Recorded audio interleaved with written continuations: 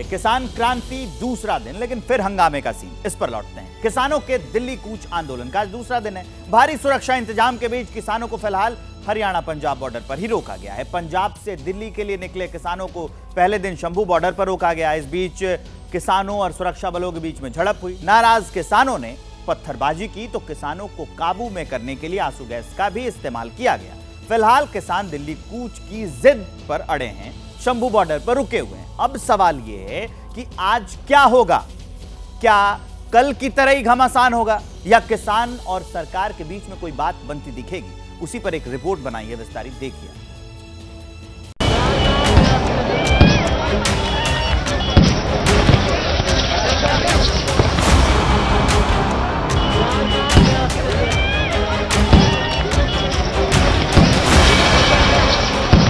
ये किसान आंदोलन का पहला दिन था। किसान और पुलिस आमने सामने हैं।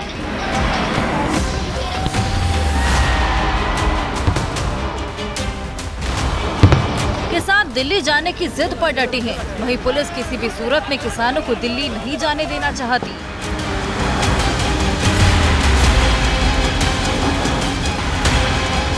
आंदोलन का पहला दिन सुरक्षा बलों के नाम रहा।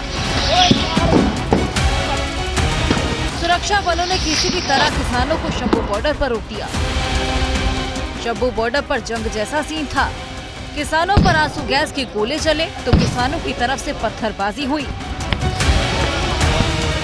दिन भर की जोर आजमाइश में 100 से ज्यादा किसान घायल हुए। किसान शंभू बॉर्डर पर रुके हुए हैं। आज फिर किसान आगे बढ़ने की कोशिश करेंगे।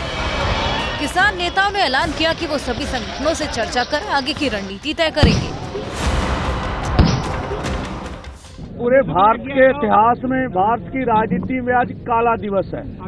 और देश के किसान मजदूर पर जिस सरकार ने हमला किया है, ये शर्म वाली बात है। मैं आपको बताना चाहूँ, जो दुनिया के सबसे बड़े डिक्टेटर हुए हैं, बड़े लोग हुए हैं, उनको हराना इतना आसान नहीं होता।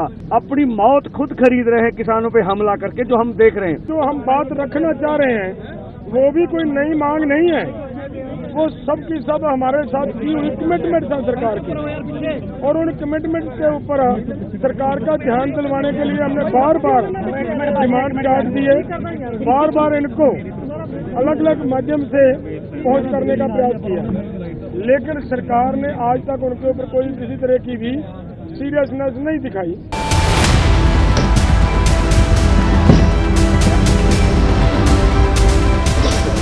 किसान अपनी मांग पर डटे हैं। ये तय है कि आज भी दिन भर बॉर्डर पर वैसा ही संग्राम दिखेगा जैसा पहला दिन दिखा। किसानों को रोकने के लिए हरियाणा पंजाब के शंभू बॉर्डर, खनौरी बॉर्डर, डब्बा माली बॉर्डर पर चाक चौबंद सुरक्षा है। शंभू बॉर्डर पे हरियाणा पुलिस की तरफ से लगातार कोशिश की जा रही है किसानों को रोकने की, पर किसान भी डटे हैं। हालांकि बेतहाशा टीयर गैस शेल्स जो हैं वो इस्तेमाल किए जा रहे हैं हरियाणा पुलिस की तरफ से, पर किसान लगातार कोशिश कर रहे हैं कि बैरिकेड्स तोड़ के दिल्ली की तरफ चला जाए। फिलहाल किसानों को हरियाणा पंजाब बॉर्डर पर रोका गया है, लेकिन एहतियात के तौर पर किसानों को रोकने की तैयारी दिल्ली हरियाणा बॉर्डर पर भी है। किसान अगर पंजाब हरियाणा बॉर्डर से आगे बढ़े तो सिंघू बॉर्डर तक पहुंच सकते हैं। इसलिए यहां किसानों को रोकने के लिए दिल्ली पुलिस ने पुख्ता तैयारी की है।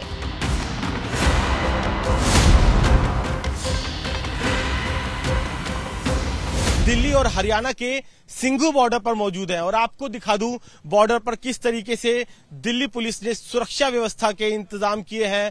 बॉर्डर को छावनी में तब्दील कर दिया है। 1, 2, 3 नहीं, आप देखेंगे करीब 50 से भी ज्यादा जो बैरिकेड्स हैं वो यहां पर बीच सड़क पर, हाईवे पर दोनों तरफ लगा दिए हैं। किसानों को दिल्ली में घुसने से रोकने के लिए टीकरी बॉर्डर पर भी पूरी तैयारी की गई है। दिल्ली को हरियाणा के बहादुरगढ़ से जोड़ने वाले टिकरी बॉर्डर पर NH-10 को पूरी तरह बंद कर दिया गया है। यहाँ 3 लेयर की बैरिकेडिंग की गई है। यहाँ पर रास्ते को पूरी तरह से ब्लॉक कर दिया है। वो आप तस्वीरों के जरिए देखिए, तमाम इंतजामात आपको दिखाई देंगे। रात हो गई है, उसके बाद देखिए सीमेंट जो है यहाँ पर घोला जा रहा है। बड़े बड़े सीमेंट के ब्लॉक्स सबसे पहले लेयर में आपको दिखाई देंगे। इन ब्लॉक्स को पूरी तरह से पुरजोर तरीके से यहाँ पर लगा दिया गया है। किसानों को दिल्ली में घुसने से रोकने के लिए यूपी दिल्ली बॉर्डर पर भी चाक चौबंद इंतजाम किए गए हैं। गाजीपुर बॉर्डर और चिल्ला बॉर्डर पर कड़ी सुरक्षा की गई है। गाजीपुर बॉर्डर पर सर्विस रोड को पूरी तरह जाम कर दिया गया है। सिर्फ दिल्ली और हरियाणा ही नहीं, किसानों के आंदोलन को देखते हुए राजस्थान के श्रीगंगानगर, हनुमानगढ़, अनूपगढ़ में इंटरनेट सर्विस बंद कर दी गई है। यहाँ धारा 144 लगाई गई है। किसान आंदोलन के कारण पंजाब को डीजल और गैस की सप्लाई पर भी असर पड़ा है। आंदोलन के बीच में भी नाराज किसानों को मनाने की पूरी कोशिश हो रही है। सरकार कह रही है कि वो बातचीत के लिए तैयार है। 90% प्रॉब्लम को हम सॉल्व करने के तरफ में आगे बढ़ गए। तो एक विषय है जिस विषय पर हम चर्चा करके कह रहे हैं कि आगे बढ़ें, तो मैं अभी भी मानता हूँ, मैं ऐसे संगठन के लोगों के बारे में यही कहूँगा कि बातचीत के जरिए इसका समाधान का रास्ता हम ढूंढें। आप नए विषय लेकर आए हैं, हम इन विषयों पर भी बाकी चर्चा करेंगे और आगे चर्चा को जारी रखेंगे।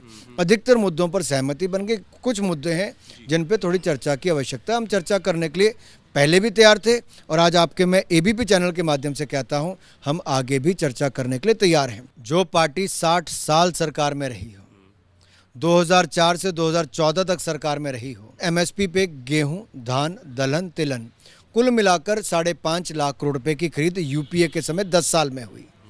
मोदी सरकार ने 10 साल में 18,40,000 करोड़ की खरीद की। कहाँ 5.5 लाख करोड़, कहाँ 18,40,000 करोड़। बातचीत के लिए अभी भी मुंडा जी कह रहे हैं, बार बार सरकार कह रही है कि हम तैयार हैं, तो बातचीत से ही हल निकलेगा।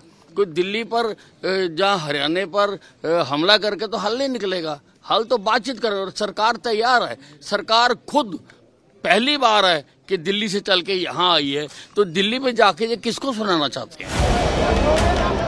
किसान बेशक अभी दिल्ली से दूर हैं, लेकिन सुरक्षा तामझाम के कारण आंदोलन के पहले दिन ही दिल्ली एनसीआर पूरी तरह जाम रहा।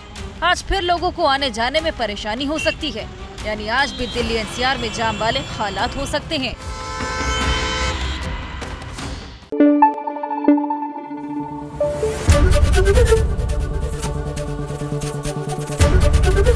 एबीपी न्यूज आपको रखे आगे।